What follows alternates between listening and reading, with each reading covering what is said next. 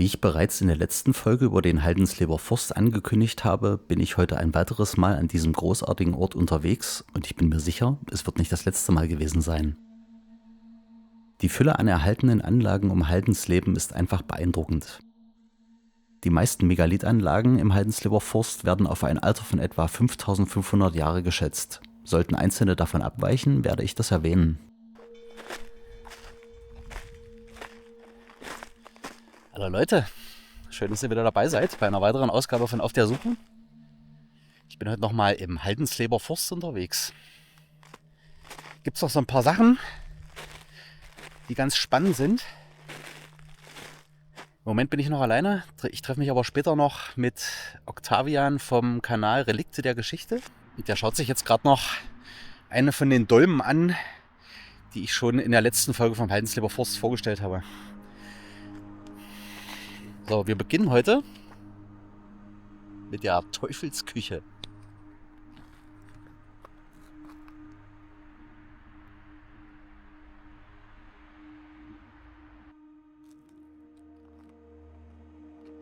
Die sogenannte Teufelsküche oder auch AHA 10 bzw. Nummer 56 gehört zu den am besten erhaltenen Anlagen im Haldensleber Forst.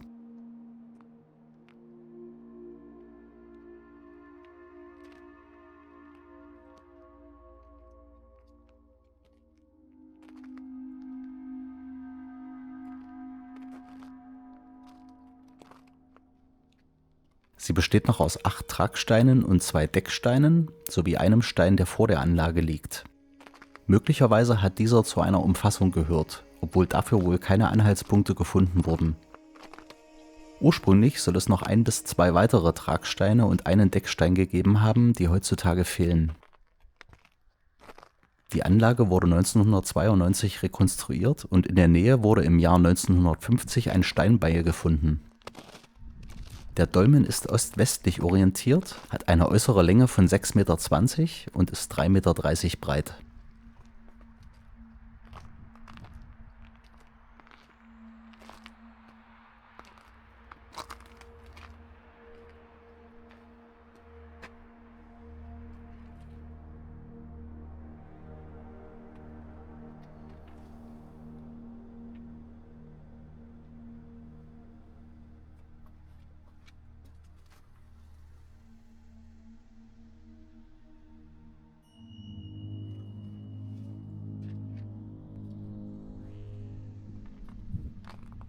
Ja, ein Deckstein fehlt hier wohl und wahrscheinlich 2 Tragsteine.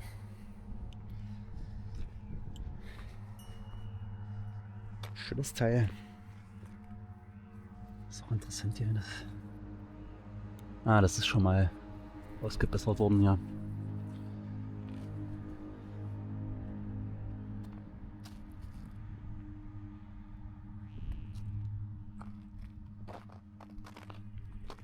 Hier müssen wir jetzt doch mal was anziehen. Ganz schön frischlich heute. -3.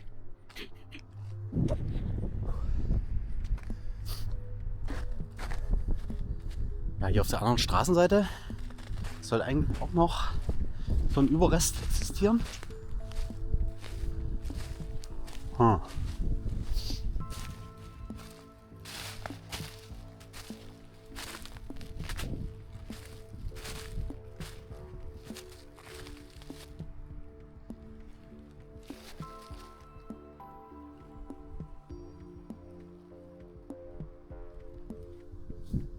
Sehe ich erstmal gar nichts. Ich glaube, ich habe es gefunden. Hier zu sehen ist hier natürlich nicht.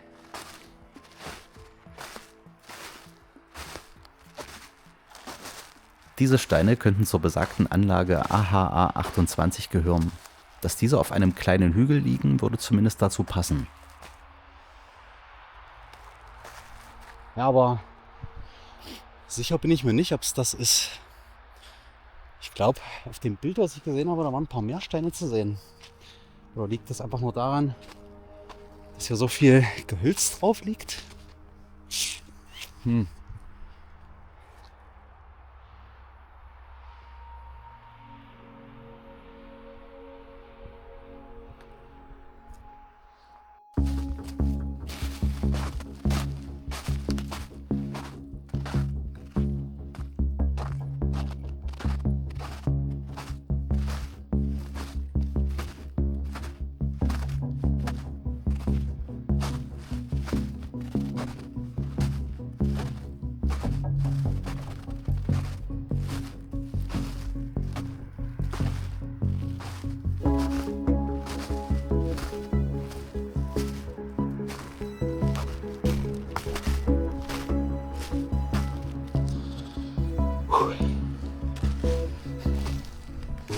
Naja, ich guck mal noch kurz.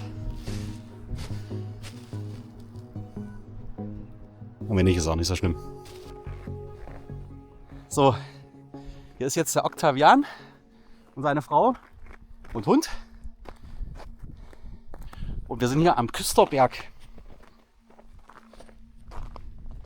Da hinten ist er. Da laufen wir jetzt mal hin.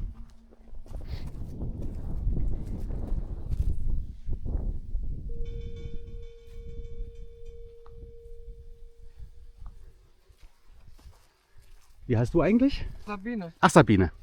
Ich will mich. Also.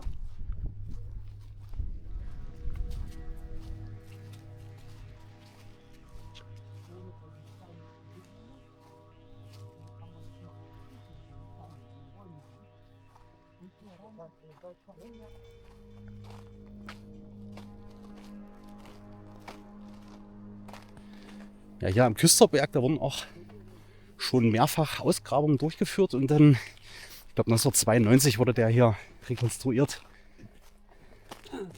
Der Dolmen.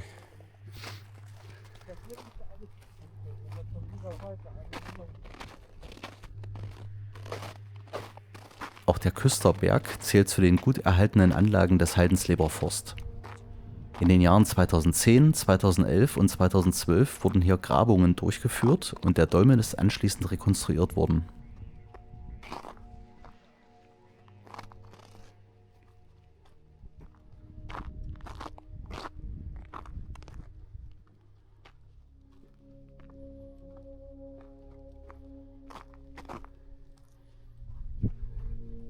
Heutzutage besteht die Anlage aus 7 Decksteinen sowie 19 Tragsteinen und ist von 16 weiteren umrandet.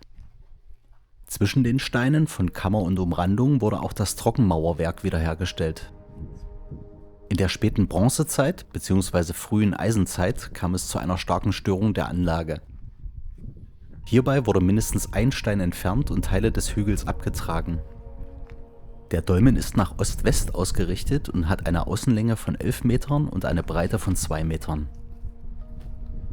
Die Umfassung ist rechteckig und hat eine Länge von 16 Metern und eine Breite von 5 Metern.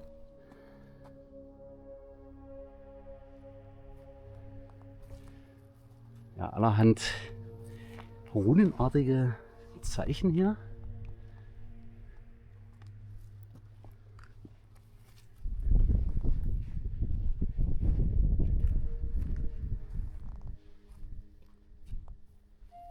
Gefällt mir.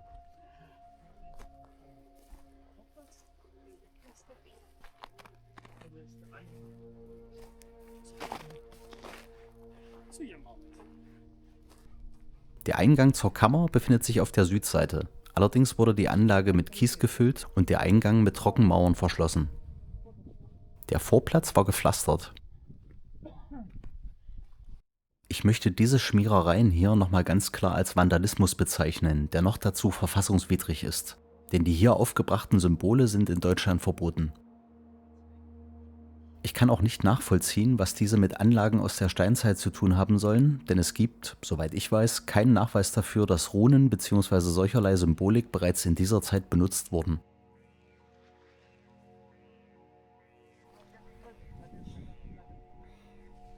So, das war der Küsterberg. Und wir schauen jetzt mal weiter. Ja, Richtung Templer. Ja, Templerburg. Das ist noch so die Überreste von so einer Wallburg der Templer. Wieder mal Templer hier in der Gegend. Ich hatte ja in der ersten Folge von Megalithic im Grenzgebiet, hatte ich ja in Süpplingenburg berichtet, dass da eine so eine Komturei oder Kommende von den Templern gab. Also scheint hier schon auch in der Gegend gut was los gewesen zu sein in dieser Richtung. Gucken, was wir hier noch entdecken. Stimmt's? Stimmt's. So. Hier sehen wir ein Templerkreuz. Der Sage nach hier der goldene Ritter. Ach, der goldene Ritter. Stimmt, das habe ich gesehen, dass es hier irgendwie so einen Stein gibt. Der Monolith ist wohl neuzeitlich und wurde möglicherweise erst aufgrund einer alten Erzählung hier aufgestellt. Die Sage berichtet davon, dass die Templer beschlossen, ihre Reichtümer zu vergraben, nachdem der Orden verboten wurde. Eine Nonne aus dem nahen Kloster konnte einem der Brüder den Ort des geheimen Verstecks entlocken und dieser führte sie an die Stelle, an der die goldene Rüstung des Großmeisters vergraben wurde. Sie überredete ihn, diese anzuziehen, und so wurden die beiden von den übrigen Brüdern entdeckt. Der Verräter wurde mitsamt der Rüstung an dieser Stelle begraben und ein Findling auf das Grab gerollt. Die Nonne flüchtete und sprang letztendlich von der Zugbrücke der nahen Burg. Wo sie den Boden berührte, entsprang eine Quelle, die heute immer noch Nonnensprung heißt.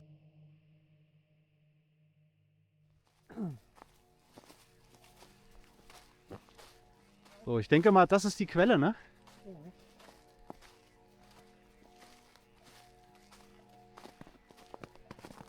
Der Spürhund geht schon vor.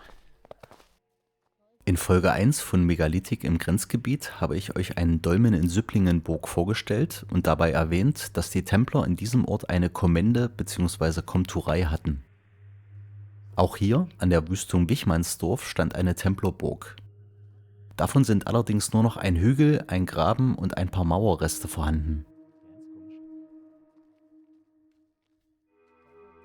Und das hier sind die Überreste von dieser Wallburg oder Templerburg.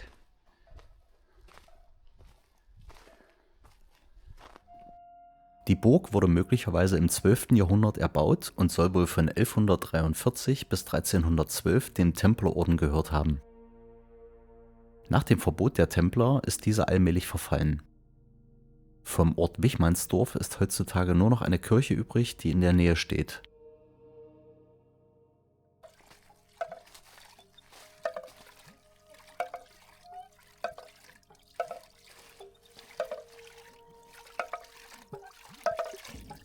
Das macht die Geräusche. Aha. Ja, und hier im Hintergrund sieht man halt diesen Wall. Ich nehme an, das ist der Überrest. Ja, wie gesagt, generell in dieser Gegend scheinen die Templer sehr aktiv gewesen zu sein. Süpplingenburg ist ja von hier auch nur, keine Ahnung, vielleicht 20 Kilometer entfernt, Luftlinie. Und der Bezirksmeister Friedrich von Alvensleben, der hat ja da in Süpplingenburg quasi diese Kommende unter sich gehabt. Was ich ganz interessant finde, ist der Begriff Alvensleben. Alvensleben ist auch erstmal ein Dorf hier in der Gegend. Das heißt inzwischen Bebertal. Wurde zusammengelegt mit einem anderen Dorf, Dönstedt, glaube ich. Der Begriff Alvensleben leitet sich aus dem Althochdeutschen ab. Möglicherweise war die ursprüngliche Form Albwien. Die Silben Alf oder auch Alb werden zumeist mit den Alben oder Elfen in Verbindung gebracht. Die Silbe Vini bedeutet Freund, die Endung Leben steht wohl für Besitz oder Erbe. Die Bedeutung des Orts bzw. Familiennamens wäre somit als Erbe des Elfenfreunds zu verstehen.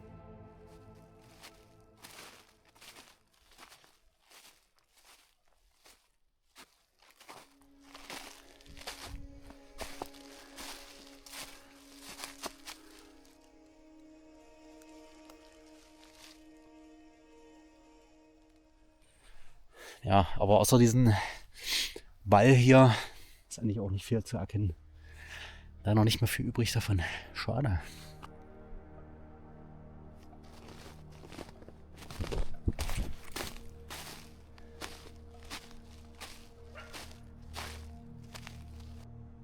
Auf dem Galgenberg bei Hundesburg finden sich 13 Hügelgräber, die aus der frühen und späten Bronzezeit stammen.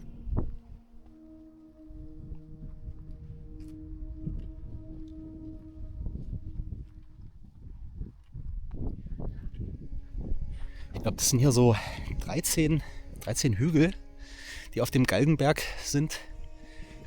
Ja, hier wurden auch einige Sachen gefunden, glaube ich, so aus der Bronzezeit. Skelette aus dem Mittelalter etc. Und teilweise sind diese Hügel auch noch mit Steinen umgeben. Ah, hier haben wir zum Beispiel einen.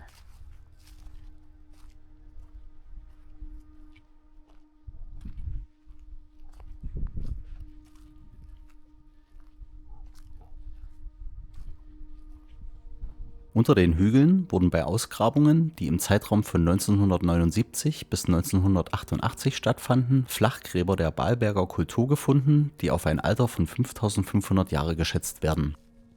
Auch im späten Neolithikum wurden hier Bestattungen durchgeführt. Weitere Funde datieren in die Eisenzeit und ins Mittelalter. Die Hügel waren wohl ursprünglich von Steinen umfasst, wovon einer nach den Ausgrabungen auf diese Weise rekonstruiert wurde. Hier gefundene Skelettreste werden dem Mittelalter zugeordnet. Zu dieser Zeit stand hier tatsächlich ein Galgen und die Hingerichteten wurden anscheinend direkt vor Ort begraben.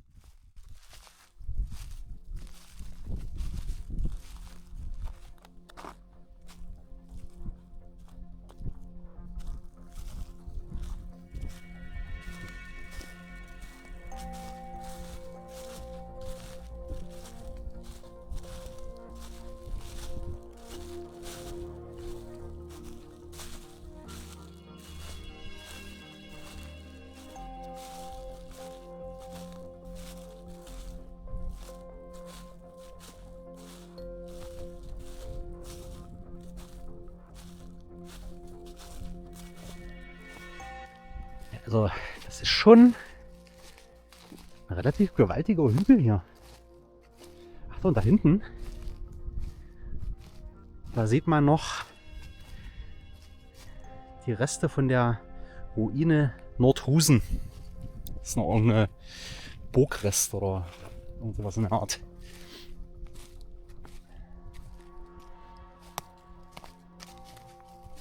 Hier sind überall Steine.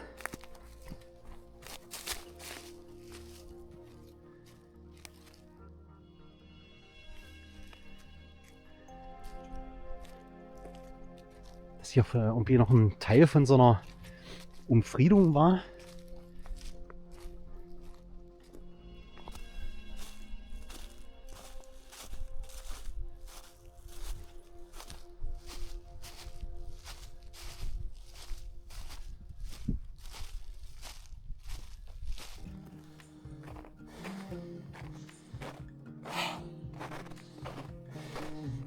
Gerade hier am Berg hochgekitzelt. Wir sind jetzt hier direkt in Hundesburg. Und hier gibt es noch die Überreste von einem Dolmen. Das ist erstmal ein interessanter Hohlweg. Und ich glaube, wir müssen hier einmal quer über den Acker.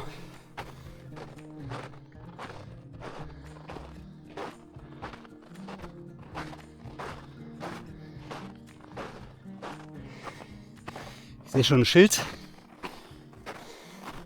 Ich glaube, wir finden es.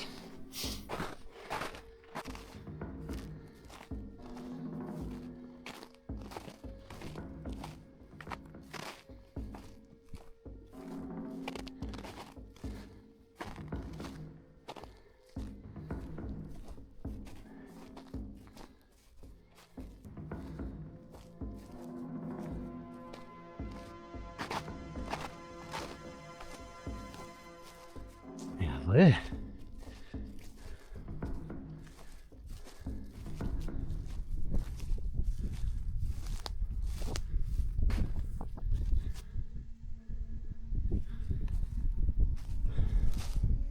Ja, sind doch noch ein paar ordentliche Steine vorhanden hier. Am nordwestlichen Ortsrand von Hundesburg, auf einem Acker gelegen, findet sich der kleine Hügel, auf dem einige Megalithen liegen, die möglicherweise einmal zu einem Dolmen gehörten. Tatsächlich wurde HUN 15 lange Zeit als neolithischer Grabhügel eingestuft. Grabungen im Jahr 2009 haben aber nur bronze- und eisenzeitliche Funde zutage gebracht. Auch das Fehlen einer Kammer wird als Argument gegen eine jungsteinzeitliche Anlage verwendet. Vielleicht waren diese Steine trotzdem Teile eines steinzeitlichen Dolmens und wurden zu irgendeinem Zeitpunkt der Geschichte hier abgeladen. In der Bronzezeit wurden ja anscheinend gerne mal steinzeitliche Anlagen wiederverwendet. Direkt nebenan finden sich noch die Überreste eines Dolmens mit dem Namen Hundesburg 123 oder auch Haldensleben 120. Leider habe ich erst im Nachhinein feststellen können, wo wir hätten suchen müssen. Von dieser Anlage sind wohl noch etwa 10 Steine vorhanden, die aber keinen Aufschluss darüber bieten, wie sie ursprünglich ausgesehen hat.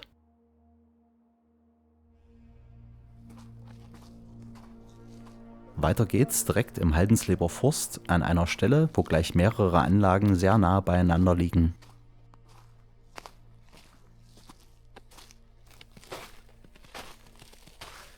Nicht ganz so einfach zu finden wie gedacht hier.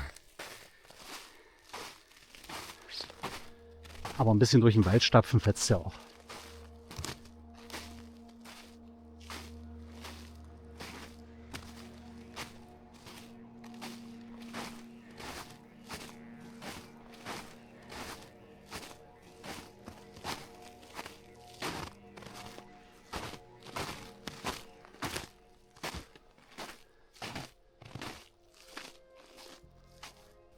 Ja doch, ich glaube, es dürfte die 13 sein. Gefunden haben wir hier die Anlage AHA 24 oder auch Nummer 15. Hier sind noch 5 Decksteine und 14 Tragsteine erhalten. Die Kammer hat die Außenmaße 8,80 Meter x 2,60 Meter und liegt in einem rechteckigen Hünenbett mit den Maßen 13,5 x 5,9 Meter. Kammer und Hünenbett sind nordost-südwestlich orientiert. Der Eingang zur Kammer befindet sich auf der südöstlichen Längsseite. Hier liegt noch ein Wandsteinpaar, das wohl zu einem Gang gehörte.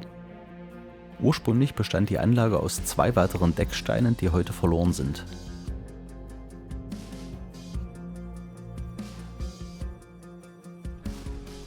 So, weiter geht's durch den Winterwunderwald.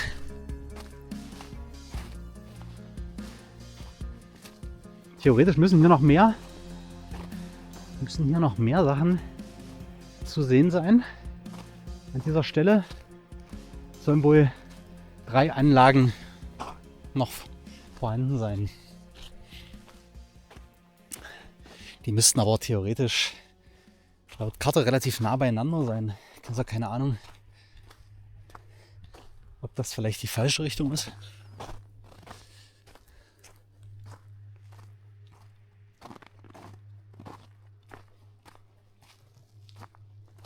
Sabine, was sagt der Megalith-Spürhund? Läuft weiter. Aber hier sind ja überall Spuren. Hier. Ach ja, und hier vorne kommt der Weg. Ja, komm, weg.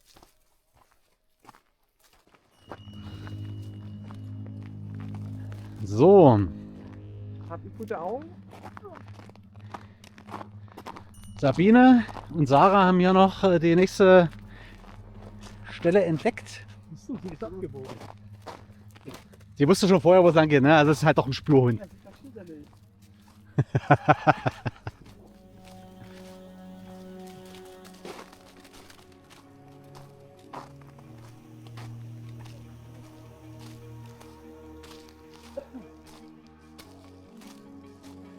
Ah, ich glaube, das ist die 13. Das vorher war die 15.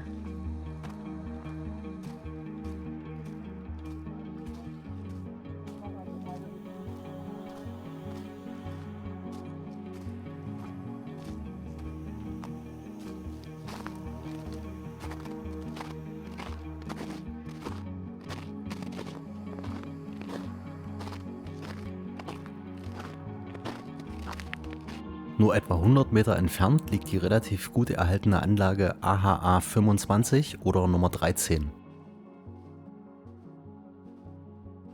Die Kammer hat die Außenmaße 10 Meter x 4,40 Meter. Von den ursprünglich 7 Decksteinen sind heute noch 6 erhalten, die 16 Tragsteine könnten vollständig sein.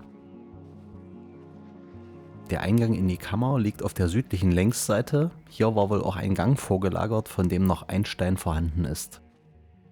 Auch die Reste einer Umfassung sind vorhanden und werden mit einer Breite von 6 Metern angegeben. Die Anlage ist ost-nordöstlich, west-südwestlich orientiert. So, das müsste AHA 25 gewesen sein. Wahrscheinlich. Und hier geht es noch weiter. Und Sabine schreit schon. Sabine schreit schon. Wunderbar.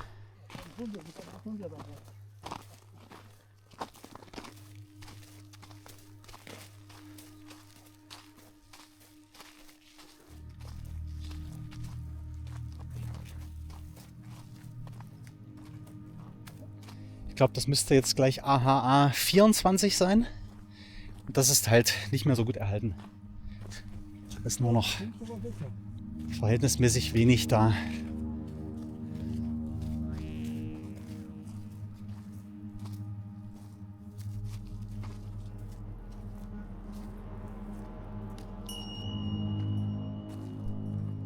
Etwa 30 Meter östlich finden wir AHA 26 oder Nummer 14. Diese Anlage befindet sich in einem schlechten Zustand und es sind hier nur noch ein Deckstein, 4 Tragsteine und 7 Umfassungssteine vorhanden. Die Maße von Hünenbett und Kammer lassen sich nicht mehr klar bestimmen, sie sind aber wohl nordsüdlich ausgerichtet.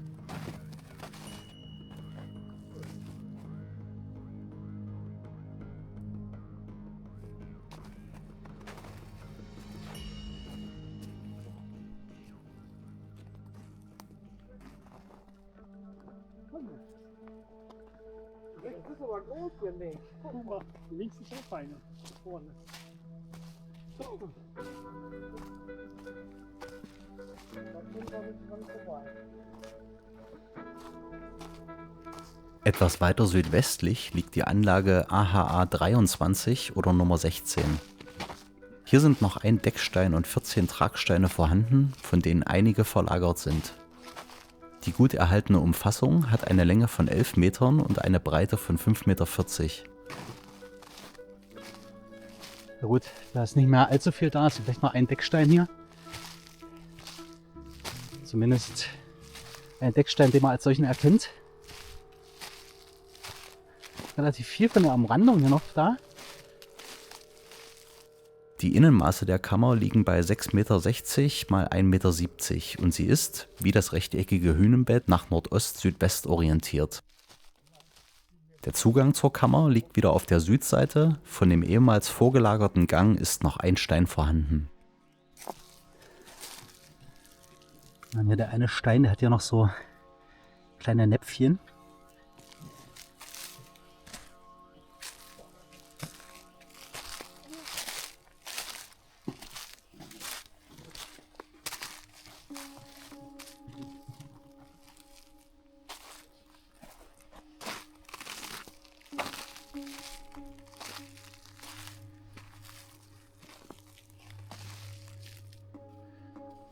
Ja, und da hinten, da irgendwo in der Richtung, auf so einem kleinen Hügel, ist noch eins.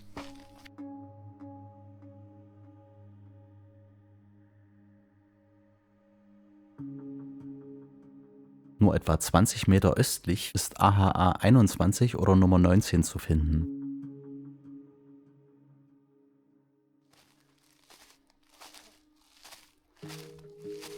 Okay, also das ist aber wirklich ordentlich hier.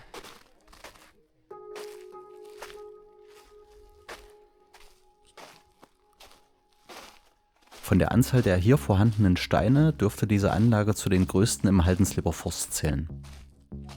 Allerdings wurde sie stark gestört, sodass nur noch die nordöstliche Schmalseite und die südöstliche Längsseite größtenteils intakt sind. Sie besitzt ein trapezförmiges Hünenbett und die Umfassung hat eine Länge von 23 Metern und eine Breite zwischen 8,50 Meter und 9,50 Meter.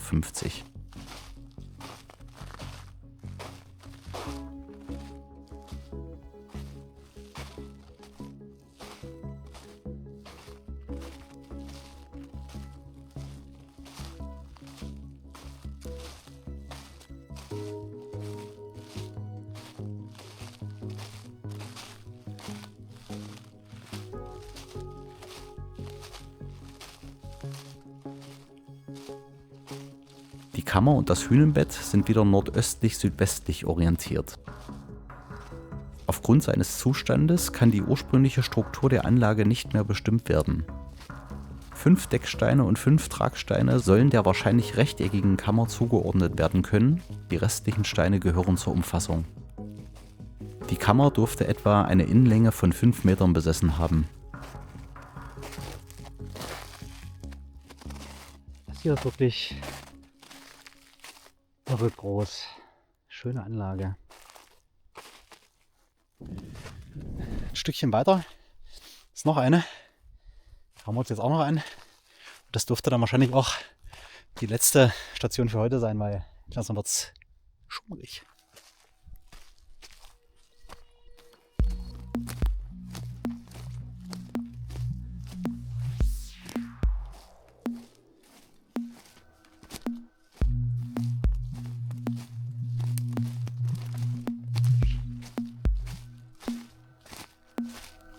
Ein Stück weiter südlich liegt die letzte Anlage für heute.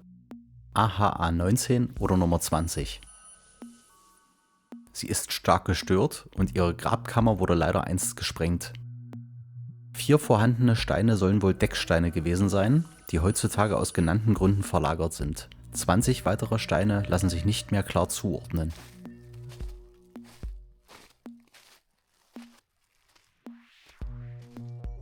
Die Umfassung soll wohl aus 17 Steinen bestehen und dürfte etwa 21 Meter lang und 6 Meter breit sein.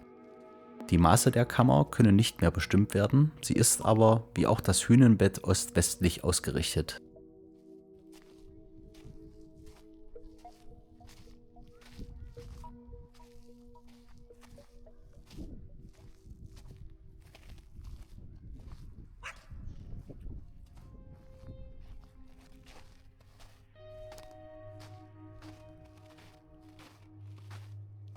Übrigens hat auch Octavian ein Video zu unserer Runde veröffentlicht. Dieses verlinke ich euch in der Videobeschreibung. Zum Abschluss habe ich für euch noch einen Zeitraffer von einer wunderschönen Aurora, die es letztens zu sehen gab.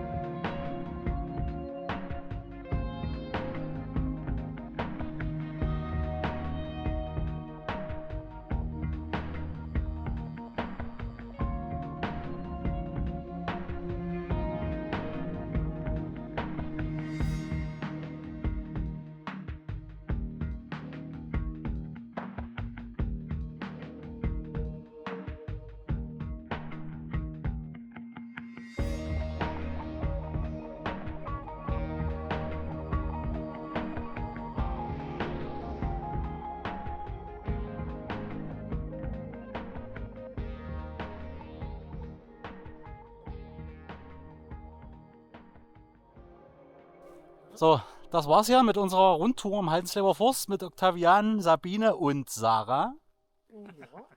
Schön, dass ihr wieder dabei wart. Gebt einen Daumen nach oben, wenn euch das Video gefallen hat. Abonniert den Kanal, wenn ihr in Zukunft nichts verpassen wollt. Wir sehen uns beim nächsten Mal. Ich freue mich drauf. Bis dahin, macht's gut.